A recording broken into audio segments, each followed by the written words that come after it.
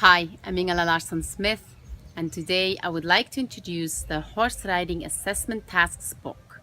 It is part of the H Factor, a program I designed to help horse lovers truly connect with their horse. This is a technical manual full of images showing how to correctly accomplish a set of written tasks. In this book, I describe in detail 48 assessment tasks and exactly how to do them. The tasks range from mounting and sitting in the correct position in the saddle to bareback riding and end with riding outside in a group and cantering alone. You will learn how to use lead phases, space, and the correct body position for each movement.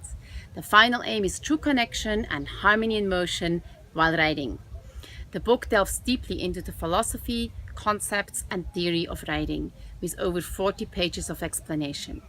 You can use this book both for your own learning and as a guide to assess others. For more information, please go to my website. Thank you, horse lovers. Bye for now.